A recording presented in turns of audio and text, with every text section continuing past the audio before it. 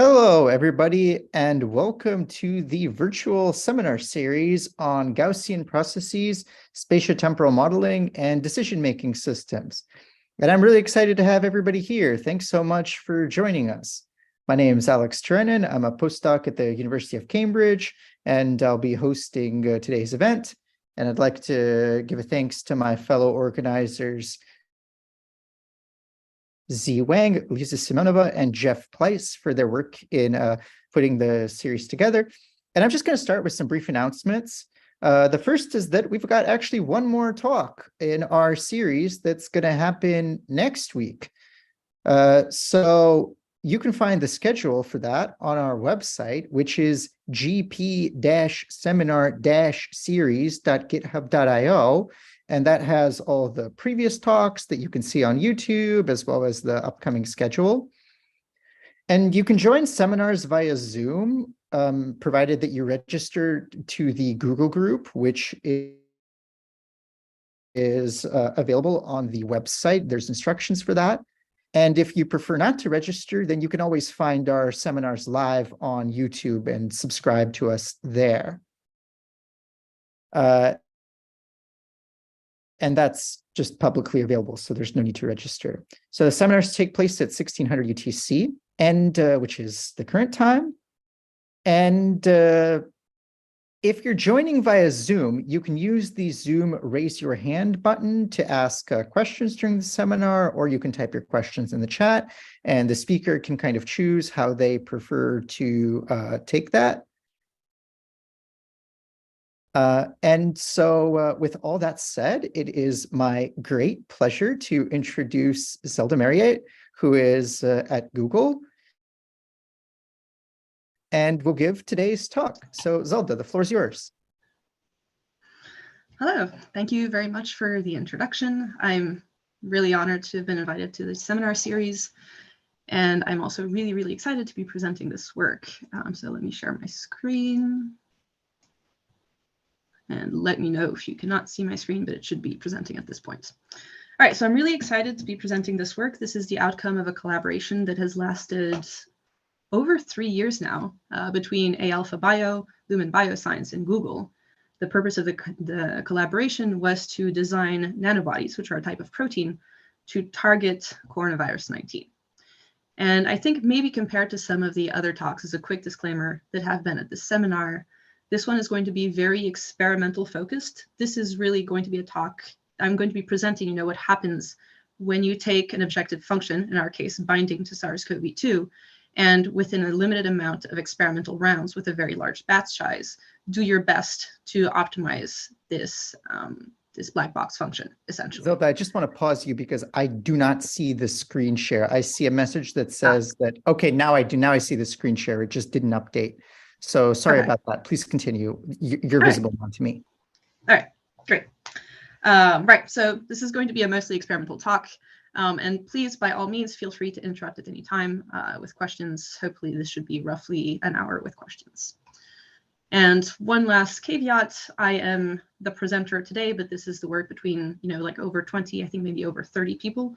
I happen to be presenting, but there were many, many people doing some fantastic work as part of this project. The paper should be on bioRxiv soon. And if you have any further questions, I highly recommend that you check it out. All right, with that in mind, let's get started. So I've tried to structure my talk around 4 big axes. I'm going to start with some maybe necessary background on nanobodies, on the biochemistry of everything, as well as some discussion of the type of measurements we're going to collect in our collaborators.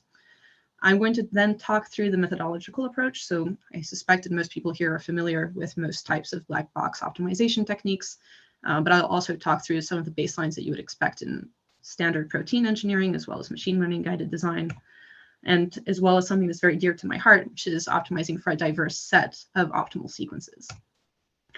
Because we only have 3 rounds within our design sequence, I'm actually going to be able to go through an analysis of each round separately to provide some high-level overview of what was going on. I'll talk a little bit about the experimental noise we saw, about the modeling decisions we had to make in response to the measurements that we achieved. And then finally, I'll conclude by actually talking about what did we actually find, right? Which nanobodies did we end up designing? How did we validate them at the end of this multi-round process? and which mutations did we identify. All right, so let's get started. Our goal is to design nanobodies which target SARS-CoV-2, and SARS-CoV-2 really needs no introduction at this point. It is a virus that causes respiratory symptoms. As of the last time I updated these slides last week, it had caused over 6.9 million deaths worldwide. The pandemic was first declared in March 2020, which is essentially when we actually started this collaboration. And it turns out in early 2020, people discovered that a specific type of protein called a nanobody, also called a VHH or a single domain antibody, was actually a promising protein to treat or to bind to the virus, to the spike protein of the virus, SARS-CoV-2. And so this is what I'm going to be talking about. Our goal is going to be designed to optimize this initial protein that was found, this VHH72, to try and maximize binding between the nanobody and the targets. So for this, I need to give you a little bit of background into what a nanobody actually is. As the name kind of implies, a nanobody is essentially going to be a really small antibody. If you want to be really precise, it's technically the smallest part of an antibody that you can have that's still going to maintain specific binding to the original antigen, right? So if you have the characteristic Y shape of an antibody here on the right, essentially if you were to take this green chunk here in the heavy chain, this would be the nanobody. This is the smallest part that still will be characteristic. It will still bind to SARS-CoV-2, essentially. As the name indicates, they're much smaller than antibodies, roughly 10 times smaller or even more. They tend to be more stable than antibodies, easier to manufacture and store as well. Those are things that are very crucial if you want to deploy treatment. And they can also more easily pass the brain-blood barrier, which is kind of interesting because that enables therapies such as breath-based therapies, for example. These are all things that are really crucial. You might remember at the beginning of the pandemic, there were a lot of issues regarding cold storage for vaccines. Having a treatment that's easily manufactured and easily stored is, of course, of paramount importance. Something that is maybe not as crucial for the talk, but something that I always like to bring up nonetheless, is that nanobodies do not actually occur naturally in humans, but they do naturally occur in camelids and in sharks. And in practice, the VHH72 that we're going to be optimizing during this talk was discovered, I believe, in a llama, actually, which makes for the most interesting baseline I've had to consider in all my career doing machine learning.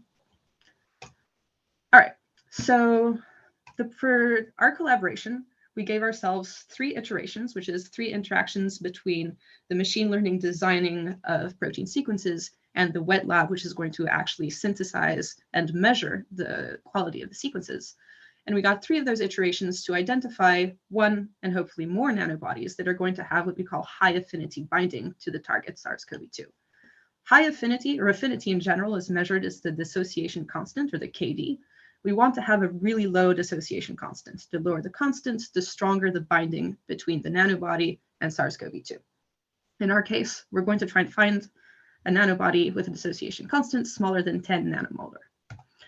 Our collaborators are Alpha Bio, who provide high throughput technology that allow us to measure tens of thousands to hundreds of thousands of nanobody target interactions. This is fundamental, right? Without this kind of high throughput measuring, we wouldn't be able to deploy machine learning, right? We're going to use models that are extremely data hungry, and we need to be able to feed them. This is going to happen through Alpha Bio and through their technology AlphaSeq. And we also work with Lumen Bioscience that provided us with a really fine-grained, highly detailed analysis of the top nanobodies. So once we've accomplished, our iterations, we found, maybe 10 nanobodies that we're confident in. Lumen Bioscience really puts them through the ringer to tell us, okay, we've really validated them, and we have some very high precise measurements to confirm or infirm how well they bind to SARS-CoV-2.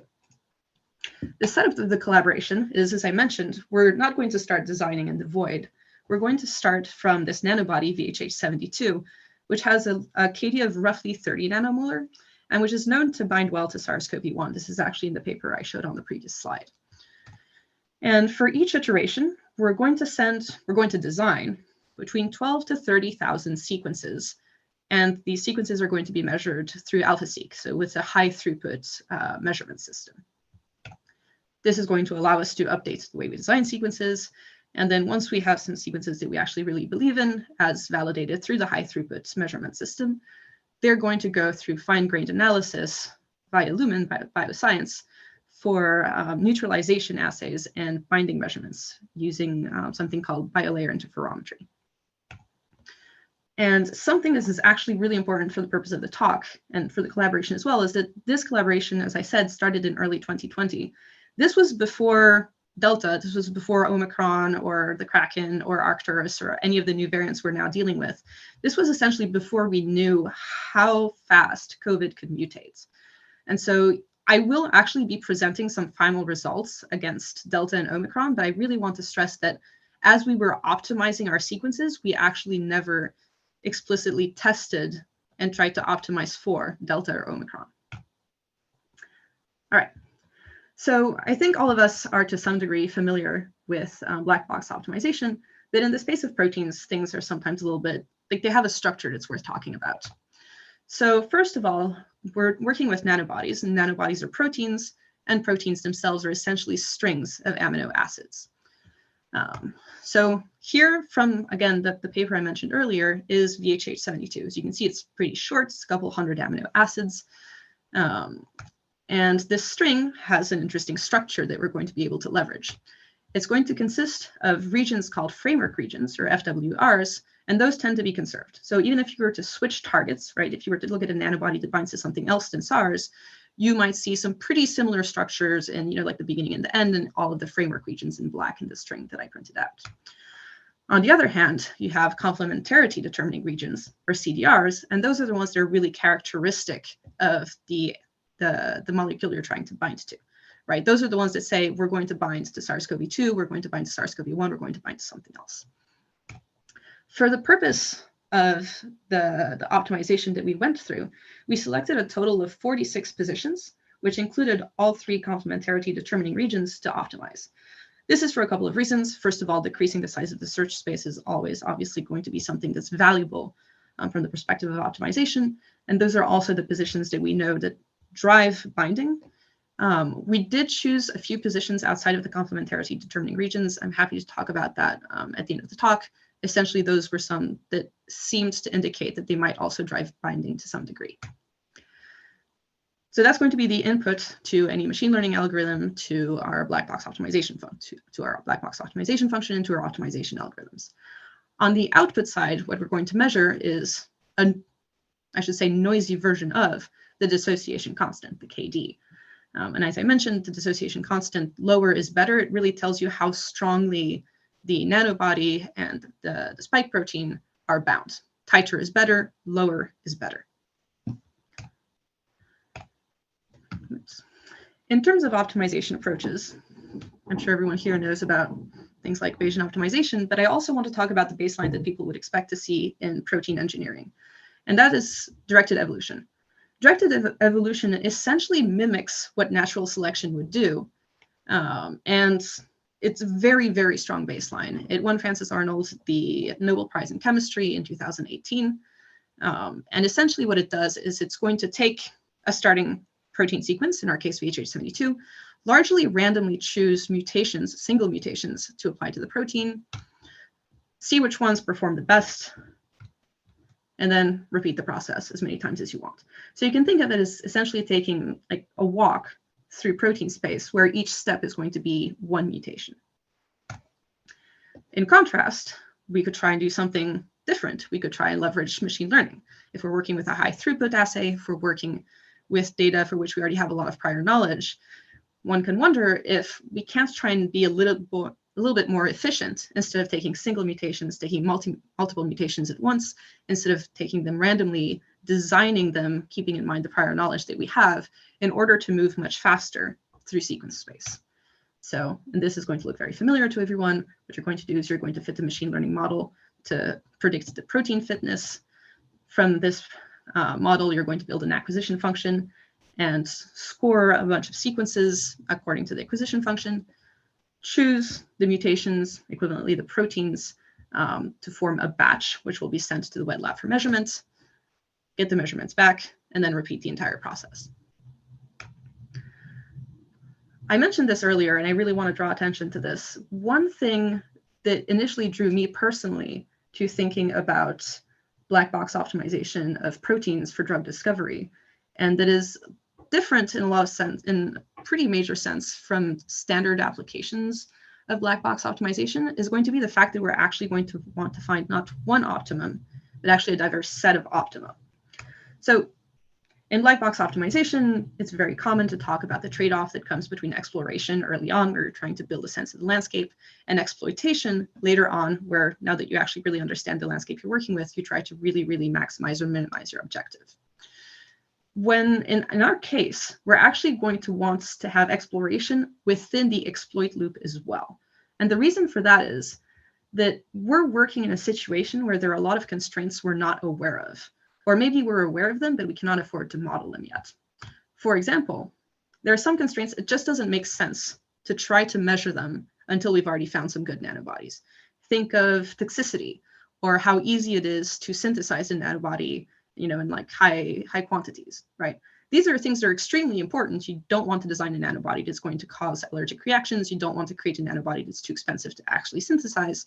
But the question doesn't really matter until you already know that the nanobody does its main job. Right. And so the way you try to hedge your bets against this is you try to identify a diverse set of nanobodies that will bind well to SARS-CoV-2, and then hope that when you start adding these additional filters, some of the nanobodies will actually survive. On the other hand, we also have some constraints that we just don't know about at all. Right. When we started this collaboration, as I mentioned, we didn't know about the high degree of variability of mutations in SARS. And so we didn't know that we would have to worry about binding to things like Delta or Omicron. And having diversity within the set of sequences that we design is also another way of being robust to these new constraints, right? Again, we can hope that, oh no, we finished our optimization, all of a sudden Omicron is here. Maybe because we've designed not one, but 20 nanobodies, at least one of them will still maintain binding activity to Omicron. There are a couple of ways in which we achieve this. And I'll talk about them throughout the rest of the talk, but just to give a very brief overview. First of all, this is not very surprising, we're going to be using ensembles essentially all over the place. We're going to use ensembles to model protein fitness. That allows us to capture the different reasons that might drive high binding between the protein and its target.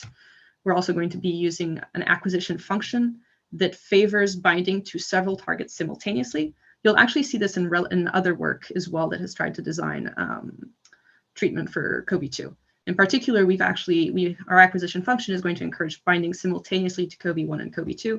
And again, this is something that has been done in previous work. And then finally, last but not least, we're also going to look at diversification within the batch selection.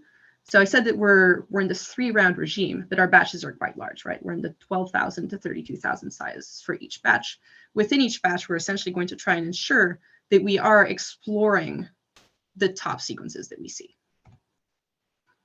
Okay, so we want diverse discovery, but we would definitely want discovery, and we're going to be doing this either with machine learning guided approaches or with baselines. So here we have a very large diagram, which is essentially going to summarize our entire process. The only thing that's missing here is actually the charts to show how well we did, but this actually really does summarize the 3 rounds that we did over time. In our initial round, we're going to start with unsupervised data, train an unsupervised model that will predict our fitness function, from which we'll build an acquisition function. And then in each step, we're going to choose sequences that we're going to sample sequences from the super level set, send them for wet lab validation, post-process the raw measurements from the wet lab, and from them, we're going to obtain essentially a matrix, right? The kind of data that we're going to be ingesting from machine learning algorithms is going to be a matrix where each row is going to be a specific nanobody that we designed. So think that we have 10,000 rows, and each column is going to be a different target, right? So COVID-1, SARS-CoV-2, some different mutants of SARS-CoV-2, and so on and so forth. And this gigantic matrix is going to be the data that we ingest then for any kind of supervised modeling task, right? And then rinse and repeat for rounds 2 and 3. Again, we're not just going to do machine learning. So we're not only going to be, like selecting sequences by sampling from a super level set based on the machine learning model. We're also going to emulate directed evolution. In our first round, that's going to be looking at every single mutant of our starting sequence.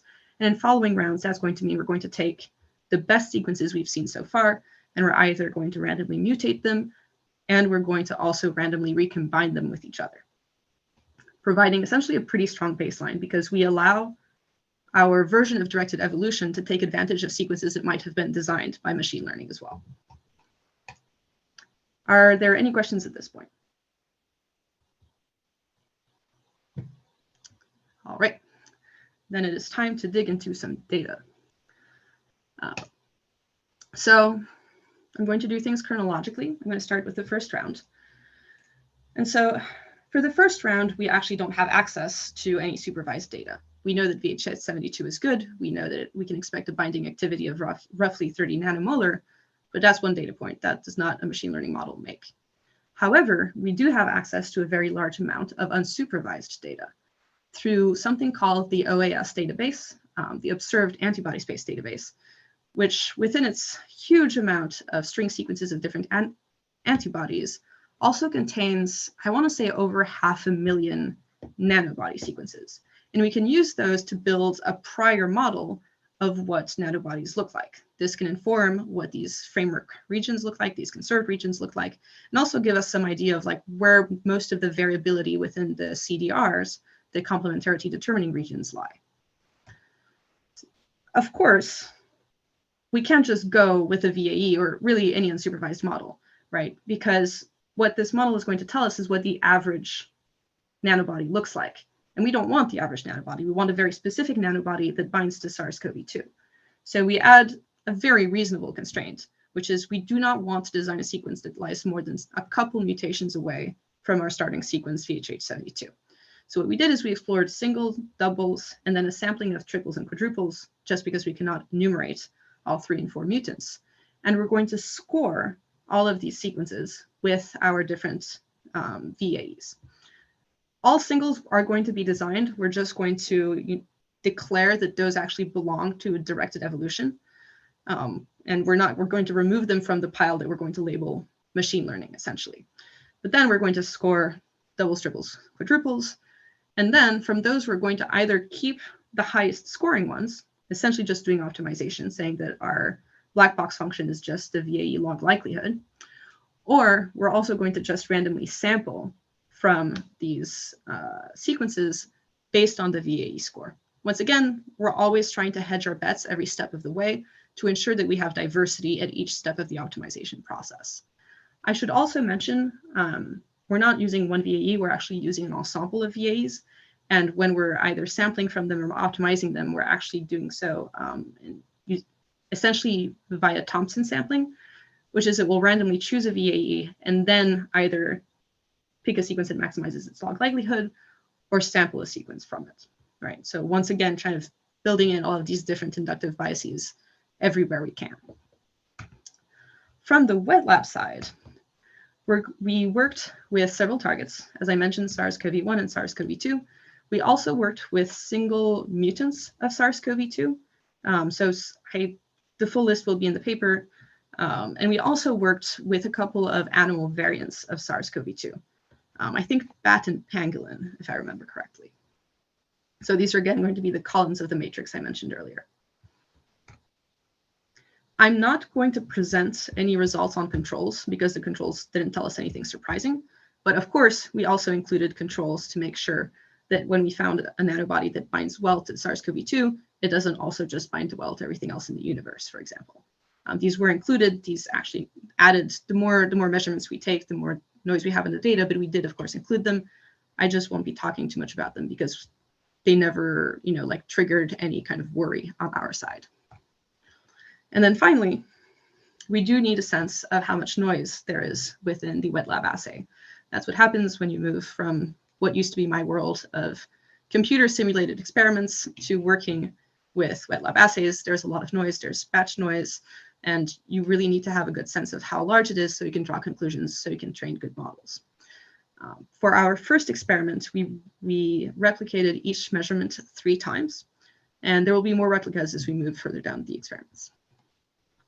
The last, but definitely not least problem or fact that I want to mention, I should say, is that, as I've mentioned several times, we're measuring the log KD, where lower is better. And because we care about low KDs, the assay is going to have worse resolution in the high KD range, right? And again, that KD is essentially a ratio. It's telling you how many unbound single molecules do you have over the number of bound molecules. And when you have a very bad nanobody, it's not going to bind at all. You're going to have only unbound molecules. Your ratio is going to go to infinity. Your log KD is going to go to infinity. And the wet lab assay is just not going to have a good estimate of what's going on, right? You're going to have an extremely noisy estimate, or you might not have an estimate at all, because if you don't have a single bound particle, you don't have a log KD ratio. What that looks like once you ingest a CSV of measurements is essentially you get a numpy dot infinity. And we're going to have to figure out how to use that. Speaking of, let's look at what the data looks like. Again, feel free to interrupt at any point. At this point, we're measuring the output of our first 12,000 sequences that were designed either by taking the single mutants or by sampling and optimizing different VAEs trained on the observed antibody space. The first thing we looked at was the replica noise, right? How much noise do we have in our assay? How much weight can we really say that there's a difference between a measurement of -1 and a measurement of -0.9, for example? So here what I'm plotting is the raw data on the x-axis, one of the replicas, on the y-axis the other. And you can see we have an actually really nice tight correlation between the two replicas. I could have plotted 1 and 3 or 2 and 3. We would see something very similar. We have a Spearman's rho of roughly 0.8, a little greater than 0.8. And the other thing that's interesting to note is that we can also see, and I was mentioning this earlier, that the replica noise increases as you start getting into the worse measurement range, right? So towards the upper right, when we're getting log KDs that get a little bit worse, all of a sudden, you can see that there's much more noise around the identity line here, whereas the noise is much tighter in the low KD range. This is a little bit what we expected, right? Where we have lower resolution for worse sequences. Speaking of worse sequences, I mentioned that we were going to see some missing measurements. We're actually going to see quite a few. So here is, as a function of the number of mutations that we induced in the parent sequence, the number of times we saw missing measurements. And you can see that for single mutants, we're doing quite well, less than 10% missing measurements when measuring against SARS-CoV-1. And then when we go to 2, 3, 4, things get much, much worse. We end up with over 60% of missing measurements when the target is SARS-CoV-2. And that is going to be something we're really going to have to think about really hard, because we can't just afford to throw away essentially 50% of our data, over 50% of our data, right? So this is going to be a big problem. I also want to draw your attention to the fact that you can see right here, and also in this next slide here that I'm going to just put up, that binding is worse to SARS-CoV-2 compared to the binding to SARS-CoV-1. This is not extremely surprising. We know that our starting sequence, VHH72, binds much more strongly to SARS-CoV-1. We're just kind of seeing this in practice in our experiments as well. Even as we try to improve it, we're not getting very far. Again, this is because our definition of improving is really just make something look like the average nanobody without moving too far away from our starting sequence. We'll see a different type of behavior in the subsequent rounds. In the third plot here, I'm plotting the normalized log KD. So normalized so that the parent sequence has a log KD of 0, and the measurements have essentially a standard deviation of 1, technically an interquartile range of 1. And you can see a similar behavior to what we saw with the number of missing measurements, where single mutants do pretty well. And then as you go and you start adding more and more mutations, you lose specificity, you look less and less like the starting sequence, and so you bind less and less well to the targets you care about. Right, so this is what I just said, good experimental reproducibility. More mutations are going to imply worse binding and more missing measurements. And this is in part due to the missing measurements come from the fact that we lose resolution when we get really bad log KDs. So that's all well and good, or it is what it is. But another question, we can actually look at this in more detail, right? It's not just sufficient to say more mutations, things get worse.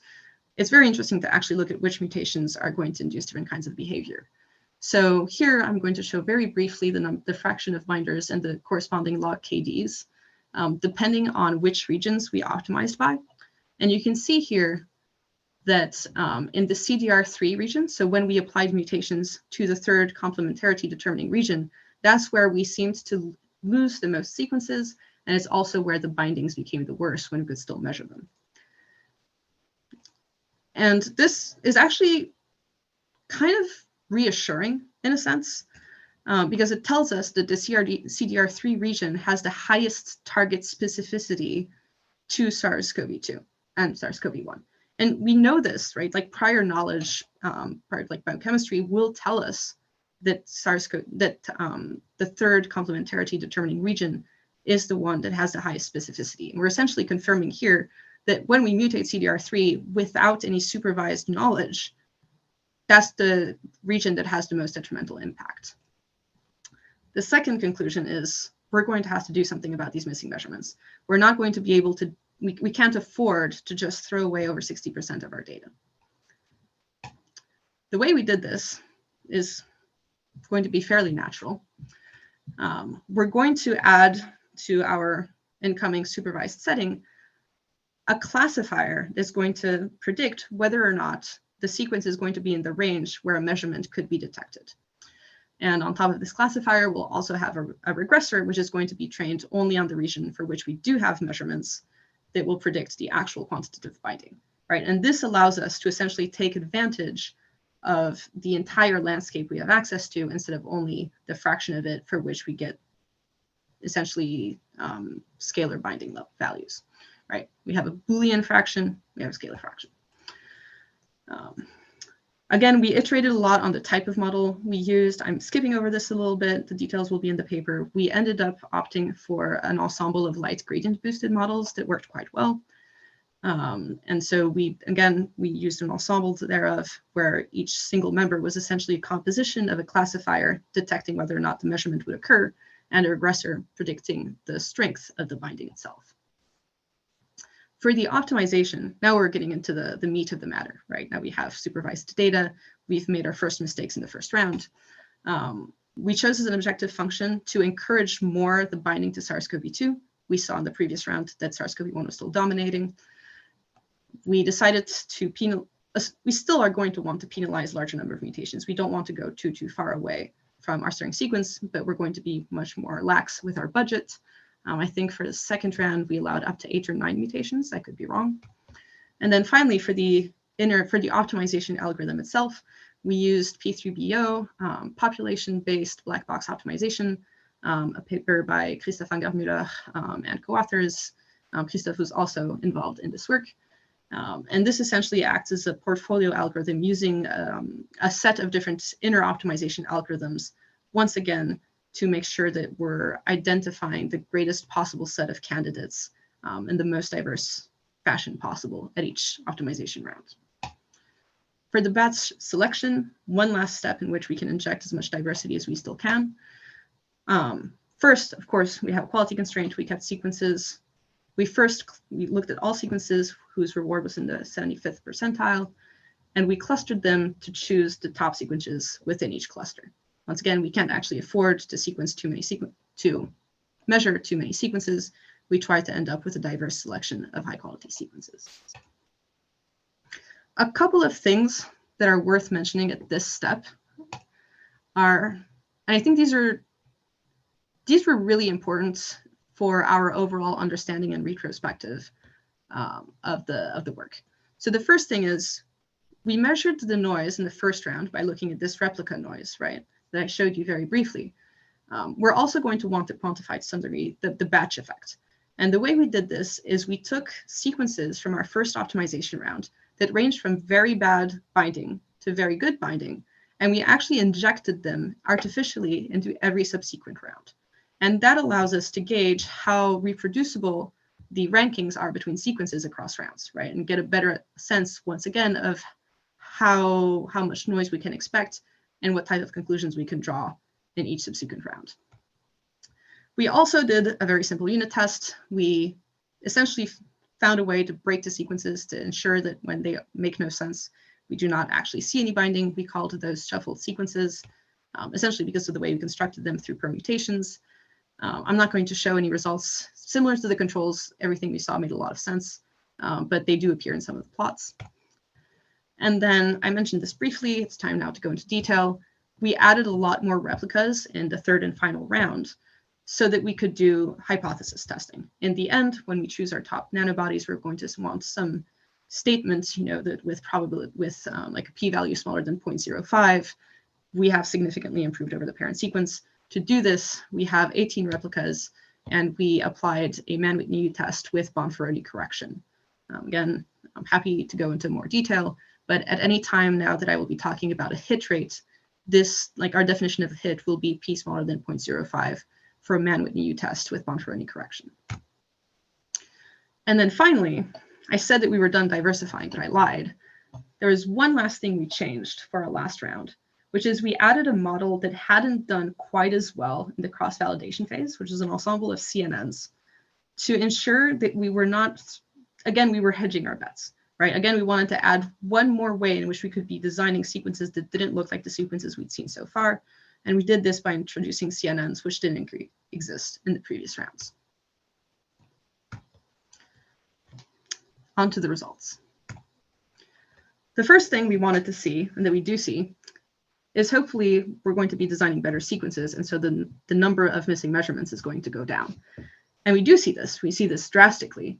In round one, I mentioned that for a certain number of mutants, we'd have over 60% missing values. That is very much no longer the case in round two, and even less so in round three, right? So at least injecting the classifier and having supervised data has allowed us to move our optimization into a region where we can actually observe binding. Of course, observing binding is one thing. We want our bindings to be low, and we do see this as well. Here on the right-hand side, I'm plotting the distribution of the log dissociation constants. Once again, the parent sequence has a log KD normalized of 0, and you can see that over rounds, the average log KDs of the top sequences goes down.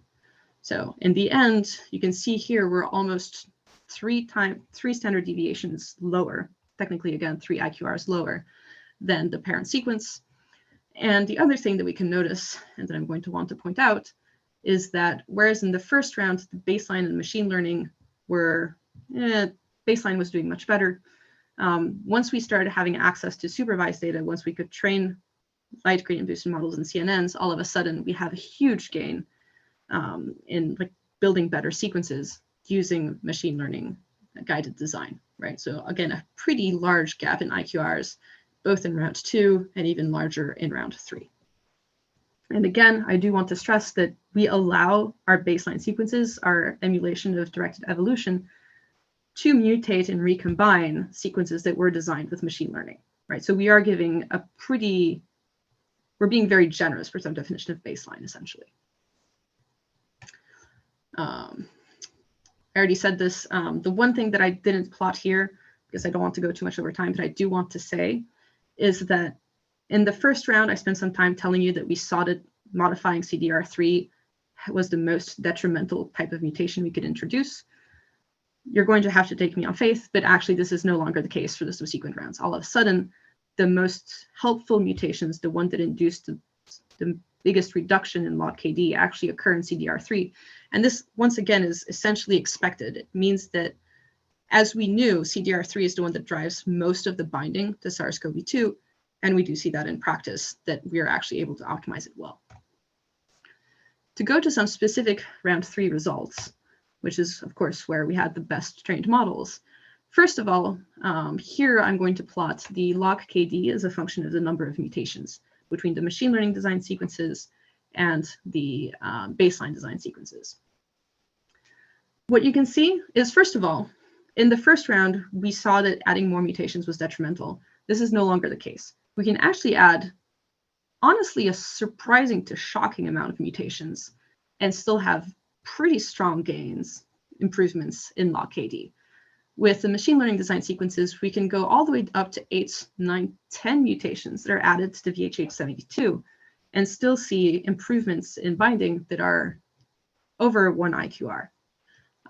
Whereas for the baseline sequence, you can still see some improvements up to 6. Again, that's still a very large number and speaks to some degree to the fact that there was a lot of leeway in optimizing the VHH72, but that is much less than the mutations you can obtain with machine learning. And that was our initial motivation, right? That's one of the reasons why people do ML-guided design, is because we can move more mutations simultaneously. We can take larger steps in the optimization space, which is what we're seeing here. The other thing, this is a little bit of a tricky graph to talk about, is essentially how we managed to maintain binding to several targets at once. So I'm plotting here the fraction of sequences that bind to SARS-CoV-1, CoV-2, and then both. Binding to SARS-CoV-1, we're actually defining as the binding didn't get any worse. We maintained or improved the performance of VHH72 against SARS-CoV-1. And you can see that this happens roughly 40% of the cases when we were optimizing the CNN, quite a bit less for the light gradient boosted models. For SARS-CoV-2, we don't care about maintaining binding. We actually care about improving binding. And so here, this is where I'm talking about my hit rates.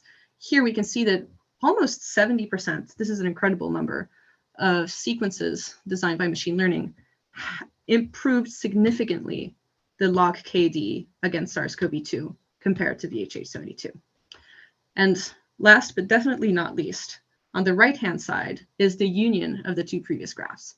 So any point that's included in one of these three bars here did not worsen binding to SARS-CoV-1 and significantly improved binding to SARS-CoV-2. And again, the reason we actually care about having those two targets simultaneously well bound is because this provides some amount of resilience to potential new mutations. This is something that as I've mentioned before, this is something that other papers have done as well. And it's really important to us to show that we're able to optimize one half of the objective function without making the other half worse. I also already went through all of this, but again, it's really important that we manage to do those two things simultaneously. In terms of model analysis, it is worth, once we have our final labels, once we have our predictions, to do retrospective, to see, okay, we made all of these modeling choices. Were they correct? Could we have made better ones? So what we did is we looked at our CNN and LGB models that had been trained either only on the round 1 data or round 1 and 2 data, and evaluated on the quote unquote held out test set of the third round. So here what I'm showing is the Spearman's R correlation on for the regressors. And so you can see that essentially our LGB models have pretty strong Spearman's R, even when trained only on round 1 data, compared to CNNs, and then the baseline linear model that we trained just does not really stand up to the other two models. We did the same analysis. If you recall, we also had a classifier component to our model to see how well our classifier was able to detect sequences above a certain threshold. We come to a similar conclusions with the light gradient boosted models doing a little bit better than the CNNs and significantly better than the linear models. Again, this is why we actually opted for the LGB models for round 2. And then we did inject the CNNs in round 3 just for that additional bit of diversity. And if you just want to see a scatter plot of what these predictions actually look like, you can see the true, well, the affinity. So the sign is flipped essentially on the log KD and the predicted values. For the specific point of training the models, we actually turned it into an optimization target. And so you can see here, all of our best sequences are in the top right. And then again, we have more noise on the lower left. And actually, if you can see the kind of cyan color here, those are the stratified sequences I was talking about earlier. Essentially, this is not surprising, but always good to see. As we include round 2 data, our models improve. And our models do tend to overestimate affinity a little bit, but they are quite accurate in terms of ranking sequences, which is, of course, the most important part. I have 12 minutes left, which means I have 12 minutes to talk about diversity, which is what I did for all my PhD as well. I mentioned that it's really important to have this diverse discovery throughout the process. And so here we have a quick visualization of how the different rounds added additional parts in the search space. In round 1, you can see maybe a little bit, the black star here is the parent sequence. The baselines are going to stay really close in Hamming space. And then our VAE sampling and optimization mechanism are exploring much further, unsurprising because we allowed them to actually go more than one mutation away. For round 2, when we're looking at the LGB models and the shuffled sequence, which again, we're plotting but weren't very good as expected, you can see that we've unlocked this huge region. And of course, the baseline itself is exploring a larger space as well because we're allowing it to mutate sequences that already had several mutations before. Finally, in our last round, where we introduced the CNNs, we essentially have these two clumps that are explored with machine learning. One is explored by the LGB models, one is explored by the CNN, and the stars that you see in green are going to be the sequences we're going to send for final validation. And if we want to get one more confirmation that's not maybe embedding based, that we were able to really use diversity well to identify different sets of sequences, here, what I'm plotting on the x-axis is the number of mutations away from SARS-CoV-2. So the further you are, number of mutations away from VHH72. The further you are to the right, the more different you are. And on the y-axis is the normalized log KD. So again, lower is better. And you can see that we actually were able to find some really good sequences using a variety of different methods. You have sequences from the CNN, from the late gradient boosted models, and from the baselines as well. Again, we care about this because these diverse sequences are really important to maintain robustness to a lot of downstream constraints we're not yet aware of, such as synthesis and storage requirements, different adverse reactions, and maybe new strains that could occur. And this is, again, just really nice to see that we have each round kind of starting to explore different parts of the embedding space. Last but not least, did we actually find anything worth talking about? Once we finished our third round, we had to actually put our money where our mouth is, essentially, and choose 20 sequences that we really believed in to be validated via biolayer interferometry, so with Lumen Bioscience. So what we did is we looked at our identified sequences, and we chose 20 of them that had really strong binding to SARS-CoV-2 and sent them, and that were kind of far apart as well. Again, we're still doing diversification wherever we can, and sent them for initial validation. Of those, our initial validation showed that 12 of them had an expressivity sufficient for further consideration as a potential therapeutic, right? Essentially our first constraint. Those 12 sequences were sent out for additional neutralization experiments against the novel coronavirus, as well as Delta and Omicron, because at this point in the collaboration, we were unfortunately extremely aware of Delta and Omicron. We also included 2 more sequences. So we included the parent VHH72 in all of our neutralization and BLI experiments, as well as 1 single mutant, again, just to make sure that everything made sense from end to end. Here are our 11 sequences, plus the single mutants, plus the parents. This is actually a description of all of the mutations that we introduced. I'm going to start with the left-hand side. There's a lot of content here. So on the very bottom of the left-hand side, you can see the parent amino acids of VHH72, right? So this is what the CDR1, 2, and 3 look like if you add absolutely no mutations. And then you have the different sequences we introduced. You can see sequence 12 only has 1 mutation at position 57. And then we're going to have between 5 to 8 or 9 mutations on the other sequences here.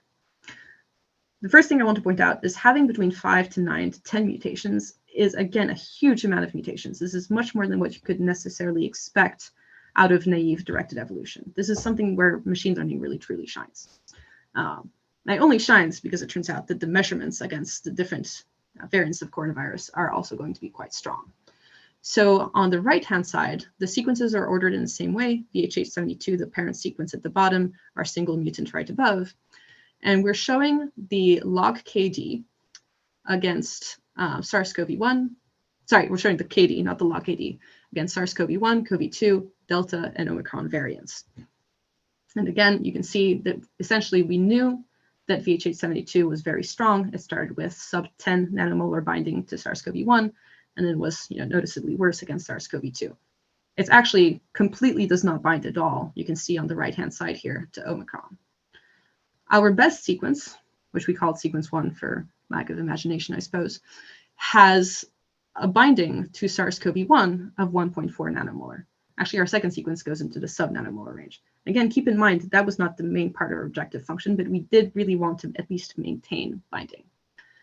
Things become really interesting, really promising when we start looking at SARS-CoV-2, where our top 2 sequences actually achieve sub-nanomolar binding, which is very high affinity binding to the targets. We maintain sub-nanomolar binding to Delta. and sub 10 nanomolar binding to Omicron. I mentioned in the first couple of slides, the goal of our collaboration was to identify at least one nanobody with under 10 nanomolar binding to SARS-CoV-2. We've managed to do this to a much higher degree. We're getting into sub-nanomolar instead of sub-10 for COVID-2 and Delta, and managed to also maintain this requirement for Omicron. This is huge. We also, of course, looked at different measure of how well the nanobodies perform. In this case, we look at IC50, which is essentially, if you're not aware, the concentration required to neutralize 50% of the virus. And so once again, here we have lower is better, VHH at the bottom, same plot on the left. Let me just check for time real quick. And so you can see here that we also have very good IC50 values against all several targets for our top few sequences. And again, this is why we care about diversity so much. You can't really rely on having good IC50 against one target to say that you're going to have good neutralization against other targets, right? Where we have pretty good IC50 for our VHH72, and then very much no neutralization whatsoever for Omicron, Delta, and SARS-CoV-2. To summarize real quick, as a quick final note, our best nanobody against the novel coronavirus 2019 shows very high affinity binding, sub-nanomolar binding to SARS-CoV-2. We improved parent binding by over 30-fold, and we improved it over 5-fold over a variant which is actually undergoing phase 2 medical trials. Against Delta, we have similar results, 45 fold improvement over the parents, 60-fold improvement in neutralization, so an IC50. And against Omicron, and this, as we all know, Omicron has been such a huge surprise when it first came out. So this is maybe the most startling result.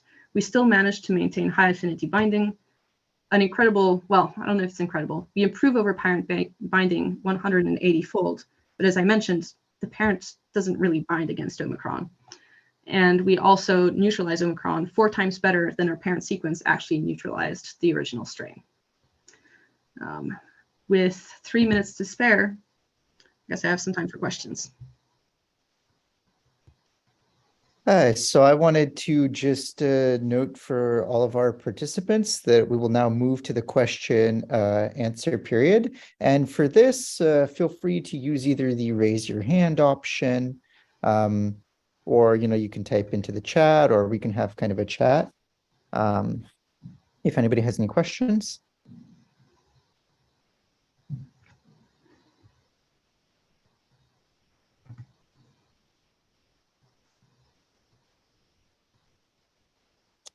I guess in the absence of that, I have kind of one question here, which is the you mentioned you talked a little bit about like the need for diversity to have like multiple different candidates. I'm curious, like if like thinking like a bit like further about this, which part of the pipeline do you think is like the most responsible for basically like allowing the diverse set of candidates to actually be generated and like kind of enable that, if that makes sense? That's a really good question. I can tell you what I think is true, but by all means, that is not necessarily going to be the ground truth. When we generate sequences to explore, and again, my co-authors actually might have different opinions on this, but the way that we generate sequences to score once we're in rounds 2 and 3, and you can see this in the original paper by Christoph Angermüller, is by mutating and recombining sequences. And those 2 operations are actually pretty key to introduce a lot of diversity. I'm using diversity as a short, like here I'm using diversity, we've mostly measured it in terms of having distance between sequences. That's not, of course, the actual diversity we care about. What we care about is diversity in how it behaves, but this is the most easily measurable, especially during the inner rounds. And so what we call the inner loop optimizers and the the regularized evolution, the single mutant, but in particular, the recombination adds a lot of diversity. And because I think if we were to if we didn't have that initial part, if we only allowed single mutations, no matter the additional tricks that we added, I think we wouldn't get as much bang for our buck. Given that, though, I would suspect the different type of optimization algorithms we used for the black box, for the acquisition function. And that's something that P3VO does, the algorithm we use to optimize the black box function. The fact that it uses a portfolio of algorithms for the optimization. Cool. Thanks so much for your thoughts. And actually, I think in the absence of further questions, I just want to give one last option for everybody who's still here, given that we're at the time. I'm just going to briefly note that we are now going to conclude the live stream. And before I do this, I want to thank all of our listeners on YouTube for joining us today and remind everybody that we have another seminar coming up next week. So you can find our schedule on the website, which is gp-seminar-series.github.io.